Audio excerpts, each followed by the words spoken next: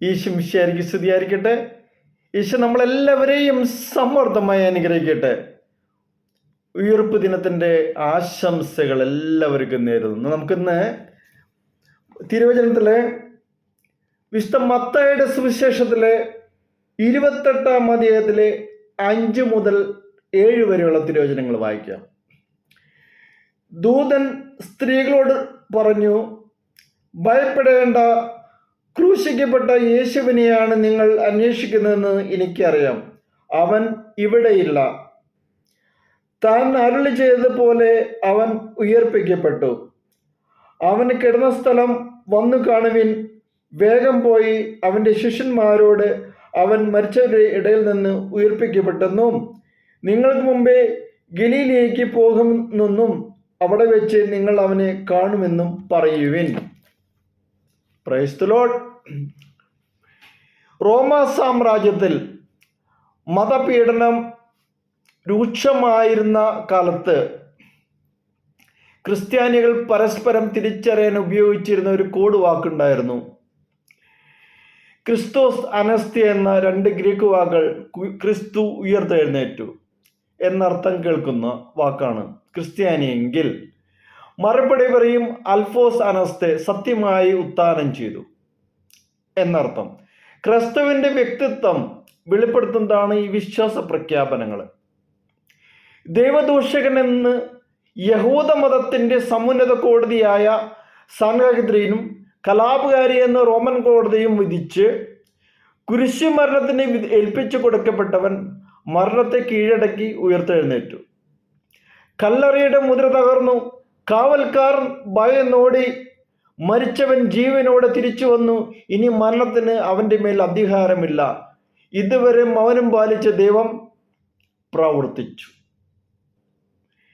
തൻ്റെ പുത്രൻ്റെ മരണത്തിലൂടെ പാപത്തെയും അതിന് പ്രേരകമായി നിൽക്കുന്ന പൈശാചിക ശക്തിയെയും ദൈവം കീഴടക്കി. മരണം ജീവന് വഴിമാറി. അതോടെ മരണത്തിൻ്റെ ശക്തിയും ഭീകരതയും നഷ്ടപ്പെട്ടു. ജീവൻ മരണത്തെക്കാൾ, സ്നേഹം വിദ്വേഷത്തെക്കാൾ, ദൈവം സാത്താനേക്കാൾ, നന്മ തിന്മയേക്കാൾ ശക്തമാണെന്ന് തെളിയിക്കുന്ന സംഭവമാണ് യേശുവിൻ്റെ പുനരുത്ഥാനം. ഇതൊരു കെട്ടുകഥയല്ല, ഭീരുവിൻ്റെ ദിവാസ്വപ്നമല്ല. എതിരാളികൾ തന്നെ സാക്ഷ്യപ്പെടുത്തിയ ചരിത്ര സത്യമാണ് യേശുവിൻ്റെ പുനരുത്ഥാനം.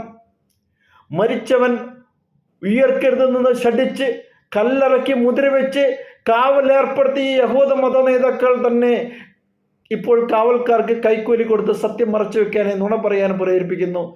മത്തായിയുടെ സുവിശേഷത്തിലെ 28-ാം അധ്യായത്തിൽ തന്നെ 11 മുതൽ 15 തിരുവചനത്തിൽ എഴുതി വെച്ച വചനമാണ് ഞാൻ പറഞ്ഞത്. പക്ഷേ ആർക്കും നിഷേധിക്കാനോ മറച്ചു വയ്ക്കാനോ കഴിയില്ല ഈ ചരിത്ര സത്യം. കഴിഞ്ഞ 21 നൂറ്റാണ്ടോളായി കോടാനുകോടി ജനങ്ങൾക്ക് പ്രത്യാശയും സമാധാനവും നൽകുന്ന ലക്ഷോപലക്ഷം രക്തസാക്ഷികൾക്ക് ശക്തിയും ധൈര്യം നൽകുന്നതാണ് യേശുവിൻ്റെ ഉത്ഥാനം.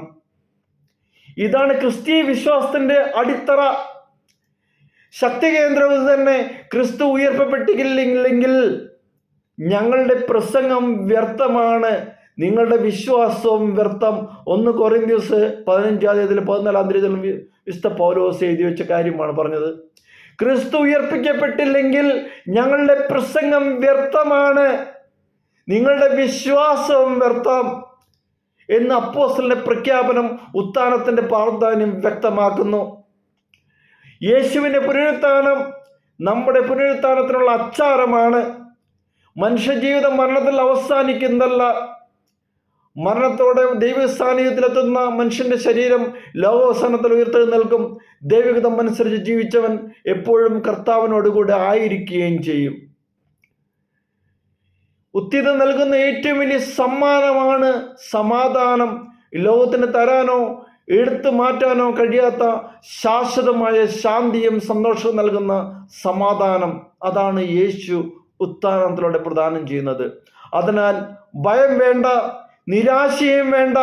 കർത്താവിൽ നിങ്ങളുടെ ജോലി നിഷ്ഫലമല്ലെന്ന് ബോധ്യപ്പെട്ട് അവിടുത്തെ ജോലിയിൽ സദാ അഭിവൃദ്ധി പ്രാപിച്ച് സ്ഥിരചിത്തരും അചഞ്ചലുമായിരിക്കുവിൻ.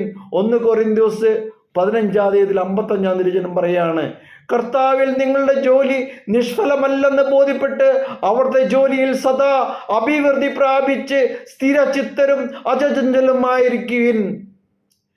ക്രിസ്തുവിൻ്റെ സമാധാനം നമ്മുടെ ഹൃദയങ്ങളിൽ വസിക്കട്ടെ, സമൂഹങ്ങളെ ഭരിക്കട്ടെ.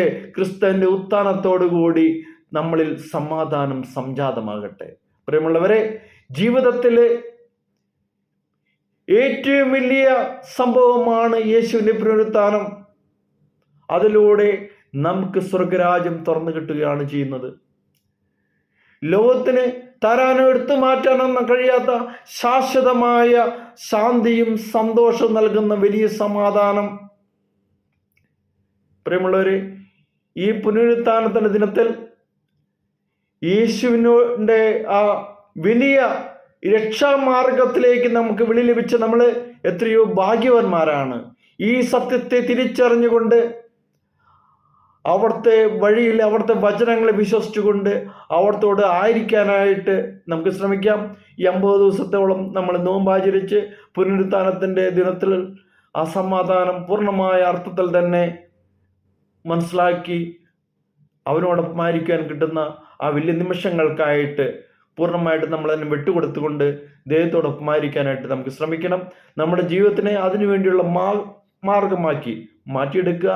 വിശുദ്ധ ഗ്രന്ഥത്തിലെ വചനങ്ങളെ വിശ്വസിച്ച് അതിനോടൊപ്പം മുന്നേറുക. നമ്മളെ ദൈവം ഓരോരുത്തരെയും അനുഗ്രഹിക്കട്ടെ.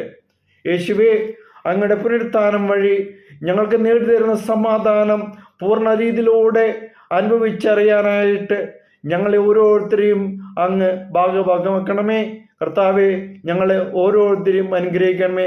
അങ്ങയുടെ വലിയ സമാധാനം പൂർണ്ണമായ അർത്ഥത്തിൽ തന്നെ ഞങ്ങൾക്ക് ലഭിക്കുവാനായിട്ട് ഞങ്ങളെല്ലാവരെയും അനുഗ്രഹിക്കണമേ. യേശുവേ സ്തോത്രം, യേശുവേ നന്ദി. ഹല്ലേലൂയ.